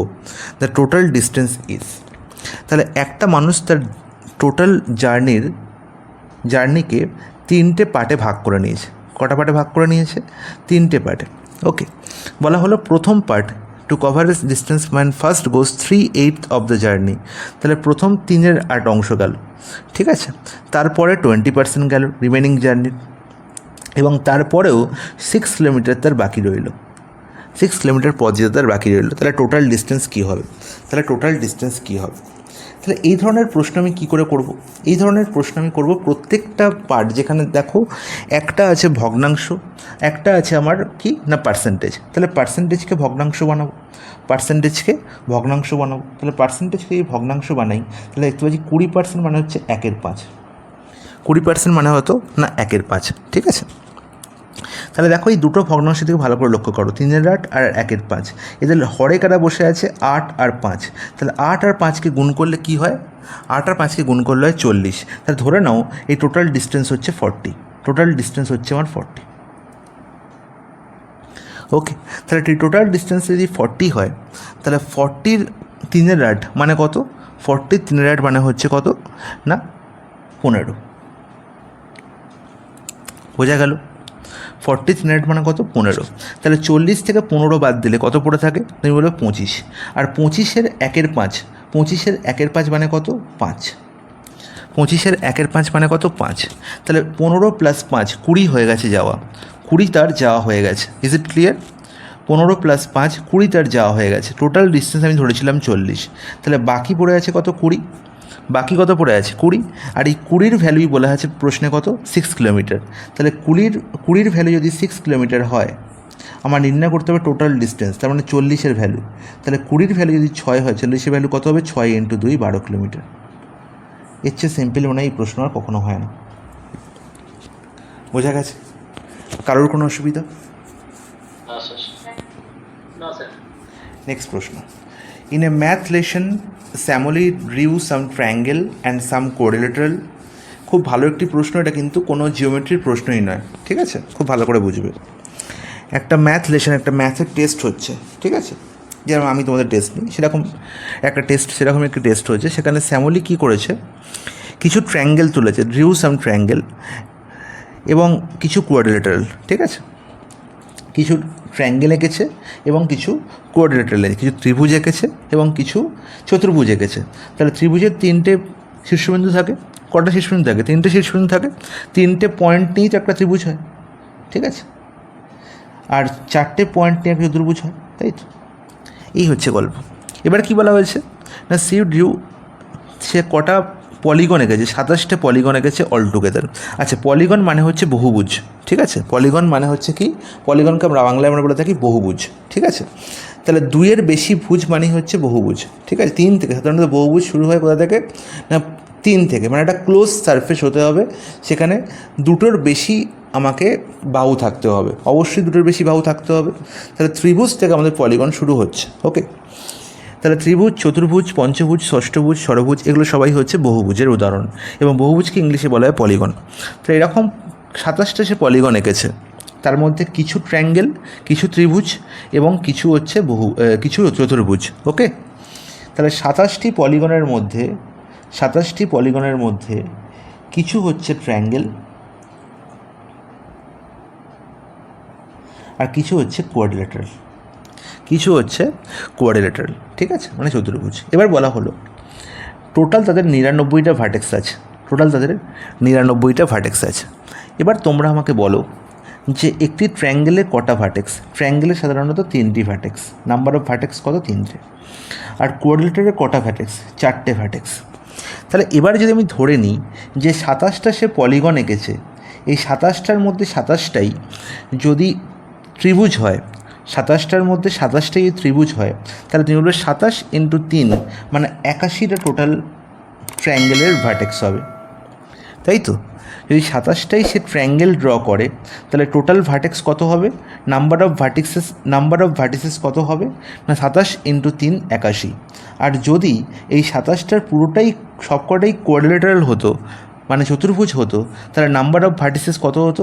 27 × 4। 27 × 4 তার মানে কত? 108টা। It's not ইট? প্রত্যেকে বুঝতে পেরেছে? আশা করব প্রত্যেকে বুঝতে পেরেছে। এবার কি বলা হয়েছে না, কিন্তু দেখা গেল টোটাল ভার্টিসেস কতগুলো হয়েছে? 99টা। তার মানে এই যে প্যাটার্ন, এই প্যাটার্নটি হচ্ছে একদম অ্যালিগেশন প্যাটার্ন। এই প্যাটার্নটা কী প্যাটার্ন হয়েছে? একদম allegation pattern. Is it clear guys? বলবে হ্যাঁ, একদম ক্লিয়ার। তাহলে 81 আর 108 এখানে মধ্যখানে দেখো ভ্যালুটি হয়েছে 99। এর 99 দেখো 81 আর 108-এর মধ্যবর্তী একটি ভ্যালু। এটা দেখি বুঝে যেতে হবে যে এটি একটি কী ধরনের প্যাটার্ন? এটি একটি অ্যালিগেশন প্যাটার্ন। ওকে, এই সেম কনসেপ্টেরও বেশ করি সেই প্রশ্নটি হয়, যে প্রশ্নটি হচ্ছে মুরগি এবং তোমার পাখি, ঠিক আছে, পিজিয়ন এবং তোমার থাকে মুরগি, হেন বলা থাকে একটা খাঁচায় বা একটা চিড়িয়াখানায় এতগুলো পা দেখা গেল, এতগুলো মাথা দেখা গেল, দিয়ে আলটিমেট পা মাথা নিয়ে একটা মানে হজবরলা তৈরি করে দেয়। সেই সেম প্যাটার্ন হচ্ছে এই প্যাটার্ন, ঠিক আছে? আমি টোটাল আঁকছি কি না, পলিগনই আঁকছি, কিন্তু পলিগনের মধ্যে কিছু ট্রায়াঙ্গেল আছে, কিছু চতুর্ভুজ আছে, ঠিক আছে, কিছু কোয়াড্রিল্যাটারাল আছে। তাহলে আলটিমেট নাম্বার কতগুলো সেটা আমায় খুঁজে বার করতে হবে, যে কতগুলো সে ট্রায়াঙ্গেল এঁকেছে, কতগুলো সে কোয়াড্রিল্যাটারাল এঁকেছে। তাহলে এই প্যাটার্নটি হচ্ছে অ্যালিগেশন প্যাটার্ন। তাহলে 99 থেকে 81 বিয়োগ করলে কত হবে? তুমি বলবে 18 হবে। আর 108 আর 99 মধ্যে ডিফারেন্স কত? 9, ঠিক আছে? তাহলে 9:18 এই যে রেশিও বেরোলো, এই রেশিও কি না, আমি কাকে ভাগ করেছিলাম না, আমি প্রথমে দেখো এখানে মাথায় যে বসে আছে সেই হচ্ছে আমার 9:18 রেশিও। এই 27টা কি না, টোটাল নাম্বার অফ পলিগন। এটা হচ্ছে টোটাল নাম্বার অফ পলিগন কাদের নিয়ে তৈরি হয়েছে? এখানে ট্রায়াঙ্গেল এবং কোয়াড্রিল্যাটারালকে নিয়ে। তাহলে ট্রায়াঙ্গেল প্লাস কোয়াড্রিল্যাটারাল হচ্ছে 27। তাহলে ট্রায়াঙ্গেল আর কোয়াড্রিল্যাটারাল রেশিও পেয়ে গেলাম 9:18, তার মানে 1:2, ঠিক আছে? তাহলে সাম কত? 3। আর 3-র ভ্যালু কত দেওয়া আছে? 27। 3-র ভ্যালু কত? 27। কত গুণ? 9 গুণ। তাহলে নির্ণয় করতে হবে কি? নির্ণয় করতে হবে total number of triangle see draw. তাহলে 3-এর ভ্যালু যদি 9 গুণ হয়, 9 গুণ করে যদি 27 হয়, তাহলে 1-এর ভ্যালু কী হবে? 9ই হবে। তাহলে টোটাল 9টি সে ট্রায়াঙ্গেল ড্র করেছে। Any doubt guys? Any doubt? কারোর বুঝতে কোনো অসুবিধা আছে কোথাও? না sir. 15, the 30th term of the sequence. এই সিকোয়েন্সের 30তম টার্ম কী হবে? তাহলে এখানে বুঝতেই পারছো যে নাম্বারগুলো দেখে যে এখানে যে সিকোয়েন্সটি মেনটেন হয়েছে, এই সিকোয়েন্সটি হচ্ছে অ্যাকচুয়ালি এপি সিরিজ হয়েছে। কী সিরিজ হয়েছে? এপি সিরিজ, তাই তো? কী করে বুঝলাম? দেখো, হাফ থেকে 1 গেছি, কত ইনক্রিজ হয়েছে আমার? না, হাফ। আবার 1 থেকে 3-2 গেছি, কত ইনক্রিজ হয়েছে? হাফ। তাহলে যখনই কনজিকিউটিভ নাম্বারের মধ্যে গ্যাপ বা ডিফারেন্স সমান হবে, তখনই আমার বুঝে যেতে হবে যে এখানে যে সিরিজটি দেওয়া হয়েছে সেটা হচ্ছে অ্যারিথমেটিক প্রোগ্রেশন বা সমান্তর প্রগতির একটি সিরিজ। তাহলে এই সিরিজটিকে আমরা কী বলবো? না, এপি অথবা সমান্তর প্রগতি।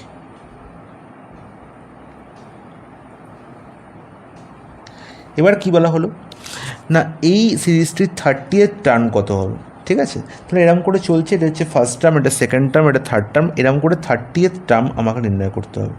ঠিক মনে রাখবো এই 30th টার্ম মানে nth টার্ম বা টিএন এর নির্ণয় করার ফর্মুলা হচ্ছে a plus n minus one into D, যেখানে a কি না a হচ্ছে আমার ফার্স্ট টার্ম বা প্রথম রাশি, n হচ্ছে নাম্বার অফ টার্ম, আর ডি হচ্ছে ডিফারেন্স বিটুইন কনজিকিউটিভ টার্ম, ঠিক আছে, বা ডিকে আমরা কমন ডিফারেন্সও বলতে পারি। দেখো এখানে আমার T30 এর ভ্যালু কী দিয়েছে 30তম টার্ম নির্ণয় করতে হবে, তাহলে এন এর ভ্যালু কি 30, তাহলে T30 ভ্যালু নির্ণয় করতে হবে। এর ভ্যালু দেখতে পাচ্ছি হাফ, আর n-1 এন এর ভ্যালু আমি দেখেছি 30 মাইনাস 1 ইন্টু ডি এর ভ্যালু কত দেখেছি না হাফ করে, ঠিক আছে। তাহলে হাফ যদি আমি কমন নিয়ে নিই পুরো থাকবে 1 প্লাস 30 মাইনাস 1, তাহলে আলটিমেট 30 হয়ে যাবে। তাহলে হাফ ইন্টু 30 গুণ করলে কত হবে না 15, অপশান এ হয়ে যাবে আমার কারেক্ট আনসার। বলো কারোর কোনো ডাউট? আশা করি ডাউট নেই। নেক্সট প্রশ্ন, the annual increase in the population of a town be 10% and the present population is 13310. The population last 2 years ago was, তাহলে এই প্রশ্নটিও আমি বলবো যে একদম বেসড অন কি না কম্পাউন্ড ইন্টারেস্ট, সেম গল্প। মানে আজকের দিনে দাঁড়িয়ে আমার পপুলেশন হচ্ছে কত না 13310, ঠিক আছে, 13310 হচ্ছে আজকের দিনে দাঁড়িয়ে পপুলেশন। 2 বছর আগের পপুলেশন আমার নির্ণয় করতে বলেছে, 2 বছর আগের পপুলেশন আমাকে নির্ণয় করতে বলেছে। তার মানে এই জায়গায় পপুলেশন আমাকে নির্ণয় করতে হবে। আমার কি বলা হয়েছে না প্রত্যেক বছর টাউনটির পপুলেশন 10% করে ইনক্রিজ করে, তার মানে 2 বছর আগে থেকে যে পপুলেশনটা ছিল সেটা 10% বেড়ে 1 বছর আগের পপুলেশন হয়েছিল। তাহলে 10% বৃদ্ধি মানে কি 10% বৃদ্ধি মানে কি 10% বৃদ্ধি মানে 10-এ 1 বৃদ্ধি মানে 11-র 10 গুণ হওয়া, এইটুকু জিনিস মাথায় রাখতে হবে। সিমিলারলি আবার যখন 1 বছর আগে থেকে আজকের দিনে এসেছিলাম তখন কি করে এসেছিলাম না 11-র 10 গুণ করেই এসেছিলাম। তাহলে এটা হচ্ছে আমাকে ফরওয়ার্ডিং হচ্ছে। এবার যদি আমার ব্যাকওয়ার্ডিং পেছন দিকে যেতে হয় মানে আজকে থেকে 2 বছর আগে ফিরে যেতে হয়, তাহলে আমায় কী করতে হবে না আমি 11-র 10 ধরো একটা সংখ্যা আছে 110, ঠিক আছে, একে যদি আমি 11-র 10 দিয়ে গুণ করি তাহলে কি হবে 121 হবে। এবার যদি বললাম না 121 থেকে 110-এ ফিরে যেতে গেলে আমায় কী করতে হবে, তুমি বলবে দাদা কিচ্ছু নয়, একে 10-এর 11 দিয়ে গুণ করে দিন, 10-এর 11 দিয়ে গুণ করলেই আপনি আবার 110-এ ফিরে যেতে পারবেন। তাহলে আমি যদি ফরওয়ার্ডে যাই আমি 11-র 10 গুণ করছি, ব্যাকওয়ার্ডে গেলে আমায় 10-এর 11 গুণ করতে হবে। শুধু এইটুকু কনসেপ্টের বেস করে এই ধরনের প্রশ্ন তৈরি হয়, ঠিক আছে। তাহলে দেখো আমি যদি 11-র 10 গুণ করে আমি 13310-তে এসেছিলাম, তাহলে একে 10-এর 11 গুণ করলেই আমি 1 বছর আগে ফিরে যাব, আবার তাকে 10-এর 11 গুণ করলে আমি 2 বছর আগে ফিরে যাব। তার মানে 13310 ইন্টু 10-এর 11 করলেই আমি 2 বছর আগের পপুলেশন পেয়ে যাব। আর 11 মানে 121, আর 121কে 11 দিয়ে গুণ করলে হয় 13310, তার মানে এখানে 110 পেলাম। 110-এর পর আরও দুটো শূন্য যোগ করে দাও, অপশান বি হয়ে যাবে আমার কারেক্ট আনসার। বোঝা গেল গাইস? প্রত্যেকে বুঝতে পেরেছে? নেক্সট প্রশ্ন, a hotel bill for a number of people for overnight stay is ₹4800। কোনো একটা হোটেলে স্টে করতে গেলে আমাকে 4800 টাকা পে করতে হয়, ঠিক আছে। বলছে if there were 4 more people the bill each person had to pay would have reduced by ₹200। যদি 4 জন বেশি লোক থাকতো তাহলে আমাকে পার হেড 200 টাকা কম দিতে হতো। তার মানে একটা ঘরেই আমি লোক ঢোকাচ্ছি, ঠিক আছে। তার মানে যদি আমি 4800 টাকা দিতাম তাহলে আমি বলতাম যে ঘরে n জন লোক থাকতে পারতো। যদি আমি এই ঘরেই আরও 4 জন লোককে বেশি ঢোকাতাম আরও 4জন লোককে বেশি ঢোকাতাম, তাহলে মাথা পিছু খরচ আমার 200 টাকা কমে যেত। এটাই হচ্ছে মেন কথা বলা হয়েছে। বোঝা গেল প্রত্যেকের? 4800 কিন্তু আমার সেম, 4800 টাকা আমাকে দিতেই হবে। আর ঘরের মালিক বলেছে তুমি ঘরে 2জন থাকো, 4জন থাকো, 10জন থাকো, ডাজেন্ট ম্যাটার, আমাকে 4800 টাকা দিলেই হবে। এবার পরে আমি ক্যালকুলেট করছি যে আমি প্রথমে দেখেছিলাম যে আমার ঘরে n জন লোক ছিলাম, আমরা যদি 4জনেরও বেশি থাকতাম তাহলে প্রত্যেককে 200 টাকা করে কম দিতে হতো। এটাই হচ্ছে গল্প। এবার তোমরা কি করবে না, আমার নির্ণয় করতে বলেছে number of people staying overnight was, তাহলে কতজন পিপল অ্যাকচুয়ালি ছিল। তাহলে যদির কথা আমার ভাবলে হবে না, আমাকে একদম এক্স্যাক্ট কতজন ছিল সেটা দেখতে হবে, মানে এনের ভ্যালু নির্ণয় করতে হবে, এনের ভ্যালু আমাকে নির্ণয় করতে হবে। তাহলে এবার তোমরা এনের ভ্যালু এখানে 4টে অপশানের মধ্যে অপশান টেস্ট করতে পারো, 4টে অপশানের মধ্যে অপশান টেস্ট করতে পারো, অথবা এটা ভাবতে পারো যে দেখো 4000, এখানে ফার্স্ট অফ অল যেটা তোমাকে করতে হবে যে 4800 দিয়ে তোমাকে 8, 6, 10, 12 প্রত্যেকটা ভাগ যায় এখানে দেখে নিতে হবে। এখানে প্রত্যেকটাই ভাগ যাচ্ছে, যদি সেটা ভাগ না যায় তাহলে তোমাকে প্রথমেই অমিট করে দিতে হবে, ঠিক আছে, কারণ এখানে এক্স্যাক্ট ফিগার পাচ্ছি, ঠিক আছে। এবার দেখো 6 আর 8-এর মধ্যে একটু গল্প ভাবো, তাহলে 6জন যদি থাকতো আমার 4800 করে, মানে কত দিতে হতো প্রত্যেককে, মানে হচ্ছে 4800 বাই যদি 6 করতাম তাহলে কত দিতে হতো বাবা, 4800 বাই 6 করলে আমাকে 800 দিতে হতো। আর 4800 বাই যদি আমি 6 + 4 10 করি তাহলে কত দিতে হচ্ছে, না তোমার 480। তাহলে এখানে কি 200 হচ্ছে? তাহলে এখানে কি 200 হচ্ছে না। তাহলে ঠিক এর উল্টো গল্পটা ভাবো, 6 আর 10 না ভেবে 8 আর 12 ভাবো, দেখো তো 8 ভাবলে দেখো কত হচ্ছে, 4800 বাই 8 করলে হচ্ছে 600, আর 4800 বাই 12 করলে কত হচ্ছে না 400।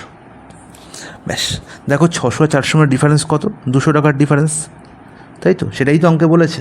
তার মানে এনের অ্যাকচুয়াল ভ্যালু ছিল 8, আমি 8জন ছিলাম, বাড়ি এসে দেখলাম যে যদি 12জন থাকতাম তাহলে 200 টাকা প্রত্যেককে কম দিতে হতো। তার মানে আনসার কী হবে, অপশান এ 8 হবে আমার correct answer. Is it clear guys? Arnab clear?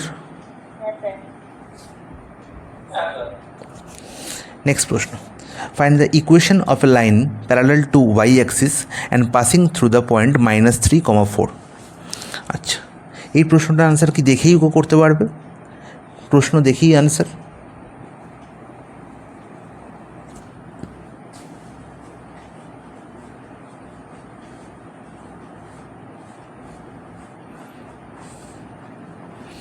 কেউ করতে পারছে না। দেখো, দুটো জিনিস জানার দরকার। First of all, equation of x-axis is equal to, equation of x-axis-এর ইকুয়েশন সবসময় হয় y is equal to 0, y is equal to 0। Similarly equation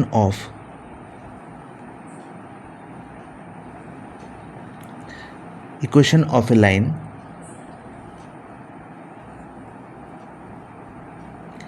parallel to x-axis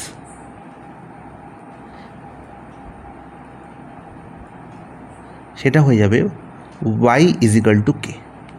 তাহলে এই দুটোর মধ্যে ডিফারেন্স আছে। ডিফারেন্স কি না, একটি দেখতে পাচ্ছি y ইজ ইকাল টু 0, আর একটা দেখতে পাচ্ছি y is equal to k। এর মানে কি, এর যদি গ্রাফিক্যাল রিপ্রেজেন্টেশন দেখো এরকম দেখতে হয়। এই হচ্ছে তোমার গ্রাফ, এই গ্রাফের মধ্যে যে এই লাইনটিকে বলবো আমরা x-axis, আর এই লাইনটি হচ্ছে আমার y-axis, ঠিক আছে। যে ভার্টিক্যালি আছে সে হচ্ছে y, আর যে প্যারালালি আছে সে হচ্ছে x, ঠিক আছে।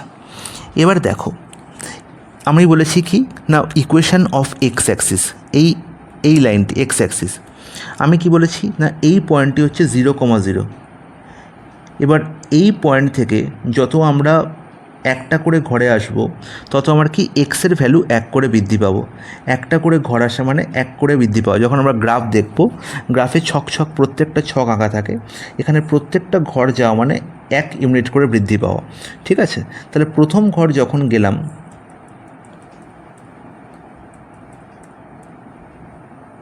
এই অরিজিনের ভ্যালু আমরা কত বলেছি না 0,0। এরপরে যখন আমরা এক ঘর গেলাম, এই এক ঘর যাওয়া মানে এক্সের দিকে মানে আমি এক ঘর গেছি, এক্সের দিকে এক ঘর গেছি। আমি কি উপরে উঠেছি বা আমি নিচে কি নেমেছি? নামিনি তো। তার মানে যখনই আমি এক্স অ্যাক্সিসের ওপর আছি, আমার এক্সের ভ্যালু বৃদ্ধি পাচ্ছে কিন্তু ওয়াইয়ের ভ্যালু বৃদ্ধি পাচ্ছে না। এবং সেই কারণেই আমি বলে থাকি যে এক্স অ্যাক্সিসের ইকুয়েশন হচ্ছে ওয়াই = হচ্ছে 0। এক্স অ্যাক্সিসের ওপর প্রত্যেকটা পয়েন্টে ওয়াই হচ্ছে 0। এটুকু সবাই বুঝতে পেরেছ? যারা ক্লাস দেখছো প্রত্যেক, একদম। তাহলে এই কারণেই এই স্ট্রেট লাইনটির ইকুয়েশন হচ্ছে ওয়াই = 0। সিমিলারলি আমরা বলতে পারি ইকুয়েশন অফ ওয়াই অ্যাক্সিসের ওপর কি না এক্স সবসময় 0, এক্স সবসময় 0। তাহলে এক্স অ্যাক্সিসের ইকুয়েশন হচ্ছে ওয়াই = 0 এবং ওয়াই অ্যাক্সিসের ইকুয়েশন হচ্ছে এক্স = 0। এবার যদি parallel equation of a line parallel to x Axis, ঠিক আছে, প্যারালাল অফ এক্স অ্যাক্সিস না, প্যারালাল টু এক্স অ্যাক্সিস, ঠিক আছে, বিশাল বড় একটা ভুল, প্যারালাল টু এক্স অ্যাক্সিস। তাহলে এক্স অ্যাক্সিসের সঙ্গে প্যারালাল এর মানে হচ্ছে ধরো এরম একটা স্ট্রেট লাইন, ঠিক আছে, এটি হচ্ছে এক্স অ্যাক্সিসের সঙ্গে প্যারালাল। দেখো এই লাইনটির ইকুয়েশন আমি কি লিখেছি, ওয়াই = কে, কে হচ্ছে কনস্ট্যান্ট। এই কনস্ট্যান্ট মানে কি, ধরো আমি বললাম এখানে একটা পয়েন্ট আছে, এই পয়েন্টে আমরা যাব কি করে, প্রথমে এক্সের দিকে কিছুটা ঘর গেলাম, দিয়ে ওপরের দিকে উঠলাম, দিয়ে আমি এই ঘরে পৌঁছালাম, ঠিক আছে, এই ঘরে পৌঁছালাম। সিমিলারলি যখন আমি এই পয়েন্টটায় আসতে যাব তখন কি করব, আবার এক্সের দিকে এতটা ঘর আসবো, তারপরে আবার এই ঘরে গিয়ে পৌঁছাবো। তাহলে যখনই আমি দেখো এক্সকে আমি কী করছি না বৃদ্ধি করছি, প্রথমে এক্স ছিল এতটা, তারপরে এক্সটা বৃদ্ধি পেয়ে হলো এতটা, তাহলে এক্সের ভ্যালু বৃদ্ধি পাচ্ছে কিন্তু ওয়াইয়ের ভ্যালু দেখো এখানেও যা ছিল এই স্ট্রেট লাইনটির লেন্থ যা, এখানেও এই স্ট্রেট লাইনটির লেন্থ তাই। কারণ কি, এখানে প্রত্যেকটা লাইন হচ্ছে কি পারপেন্ডিকুলার লাইন এবং এই দুটো লাইন কি আছে প্যারালাল। তার মানে প্রত্যেকটা জায়গায় প্রত্যেকটা পয়েন্টে এই অ্যাক্সিসের ওপর প্রত্যেকটা পয়েন্টে এই অ্যাক্সিসের ওপর প্রত্যেকটা পয়েন্টের ওয়াই কি কনস্ট্যান্ট, ওয়াইয়ের ভ্যালু হচ্ছে সেম। ওকে, তাই জন্য হচ্ছে এই লাইনটির ইকুয়েশন হচ্ছে ওয়াই = কনস্ট্যান্ট। সিমিলারলি যদি ওয়াই অ্যাক্সিসের সঙ্গে প্যারালাল কোনো স্ট্রেট লাইন হয় তার ইকুয়েশন হবে এক্স = কনস্ট্যান্ট, এক্স = কনস্ট্যান্ট। প্রত্যেকে বুঝতে পেরেছে যে ইকুয়েশন অফ এক্স অ্যাক্সিস কী হয়, ইকুয়েশন অফ ওয়াই অ্যাক্সিস কী হয়, equation of a line parallel to x axis কী হয়, আর equation of a line parallel to y axis কী হয়। প্রত্যেকে বুঝতে পেরেছ? কেউ বুঝতে পারেন এরকম আছো?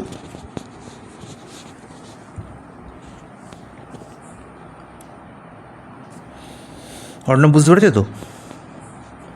হ্যাঁ পাচ্ছি। তাহলে equation of a line parallel to y axis, তাহলে equation of a line parallel to y axis কী হবে না, তুমি বলবে দাদা এক্স = কনস্ট্যান্ট, এক্স = কনস্ট্যান্ট। এবার এই স্ট্রেট লাইনটি পাস করেছে কোন পয়েন্ট দিয়ে না -3,4। তার মানে আমি যখনই এই স্ট্রেট লাইনটি এই পয়েন্ট দিয়ে পাস করেছি তার মানে এটাই হচ্ছে এই ইকুয়েশানের সলভ।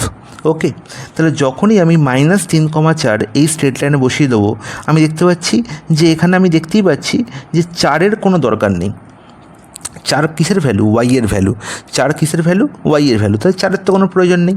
তাহলে এক্সের ভ্যালু কত দেখতে পাচ্ছি, কত পাবো, এখানে কত বসাতে পারবো না এক্সের ভ্যালু বসাতে পারবো -3। তার মানে কে এর ভ্যালু আমি পেয়ে গেলাম কত, -3। কে এর ভ্যালু কত পেয়ে গেলাম, -3। তার মানে আমি ইকুয়েশনটি কী লিখেছিলাম যে এক্স = কনস্ট্যান্ট। তার মানে অ্যাকচুয়াল ইকুয়েশনটি কী হয়ে গেল না এক্স = -3, আর এক্স = -3 মানে এক্স + 3 হচ্ছে 0। তার মানে প্যারালাল টু ওয়াই অ্যাক্সিস যে স্ট্রেট লাইনটি লিখেছিলাম তার অ্যাকচুয়াল ইকুয়েশন হয়ে গেল x + 3 = 0। Is it clear guys? Any doubt?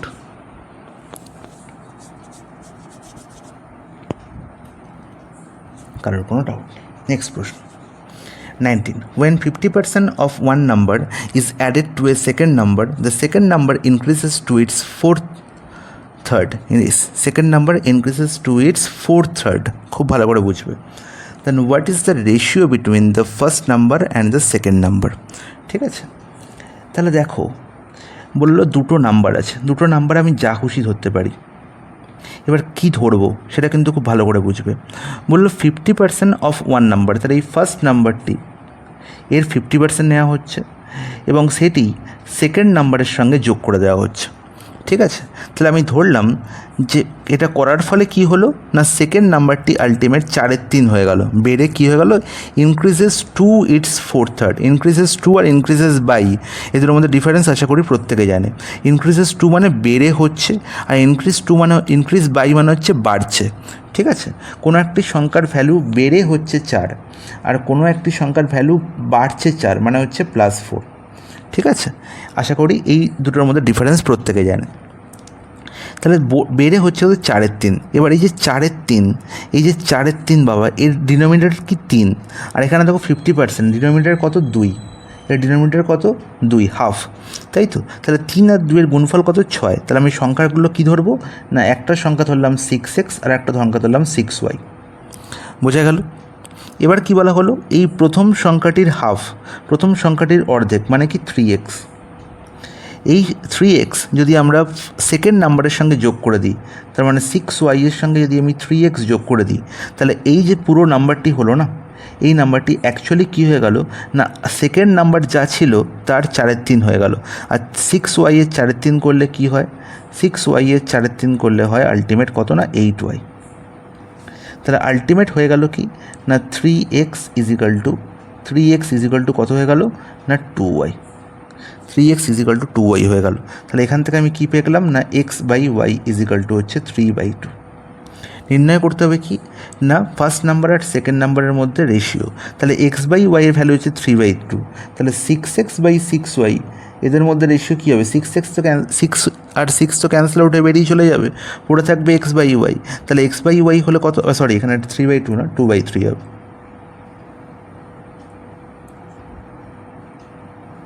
এখানে x/, 2 হলো কেন, এটা তো 8y হচ্ছে এই ক্যালকুলেশনটা, px = 8y হচ্ছে কেন 6x এখানে 8y - 6y হবে তো, minus 6y + 3x = 8y, 6y + 3x = 8y।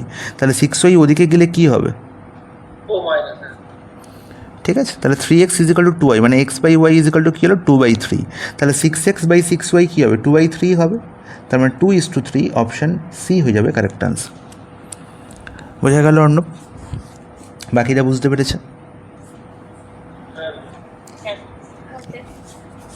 Next প্রশ্ন বলছে equal weights of alloy X and Y which contains zinc and tin in the proportion of 8:3 and 6:5 respectively are melted to form a third alloy Z. তাহলে X একটি alloy, Y একটি alloy, এবং এদের melt করে আবার নতুন alloy তৈরি হলো জেড। তার মানে X plus Y equal to Z. এটা হচ্ছে মেন বক্তব্য এই ধরনের প্রশ্নের। এবার এক্সের মধ্যে কী আছে না জিঙ্ক আর টিন আছে, জিঙ্ক আর টিন, খুব ভালো কথা। তাহলে এখানে জিঙ্ক আর টিনের রেশিও কী বলা হয়েছে 8:3। ওয়াইয়ের মধ্যে জিঙ্ক আর টিন আছে, এদের রেশিও কী বলা হয়েছে না 6:5। এবার বলা হলো কি না equal weight of alloy X and Y, এখানে ইকুয়াল ওয়েট বলেই দিয়েছে। আগের প্রশ্নে কিন্তু ইকুয়াল ওয়েট বলা ছিল না, আমরা ইকুয়াল বানিয়ে নিয়েছিলাম, কিন্তু এখানে আমাকে ইকুয়াল বলেই দিয়েছে। তাহলে দেখি তোদের ইকুয়াল আছে কি না। 8 + 3 যোগ করলে কি 11 হয়, অবশ্যই হয়। 6 + 5 যোগ করলে কি 11 হয়, অবশ্যই হয়। এরা কি ইকুয়াল দেখতে পাচ্ছি, অবশ্যই ইকুয়াল। তাহলে যদি এখানে ইকুয়াল না থাকতো আমাকে ইকুয়াল করে নিতে হতো, এটুকু মাথায় রাখবো। এবার এদের কি হলো, এদের যোগ করে দেওয়া হলো, এদেরকে অ্যাড করে দেওয়া হলো, and melted to form a third alloy Z. তাহলে এদের যখনই অ্যাড করে দেবো তার মানে জিঙ্কের সঙ্গে জিঙ্ক অ্যাড হয়ে যাবে, জিঙ্কের সঙ্গে জিঙ্ক অ্যাড হয়ে যাবে, এবং টিনের সঙ্গে টিন অ্যাড হয়ে যাবে। জিঙ্কের সঙ্গে জিঙ্ক অ্যাড হয়ে গেল মানে 8 + 6 হয়ে গেল 14, আর টিনের সঙ্গে টিন অ্যাড হয়ে যাওয়া মানে 3 + 5 হচ্ছে 8, আর 14:8 মানে হচ্ছে 7:4। জিঙ্ক আর টিনের রেশিও ফাইনালি জেডের মধ্যে, তার অপশান ডি হয়ে যাবে কারেক্ট আনসার। আর কিছু প্রশ্ন আছে না? তাহলে এই ছিল আজকের ক্লাসের 20টা প্রশ্ন। আজকে আমি 25টা প্রশ্ন করাতে পারছি না, ঠিক আছে।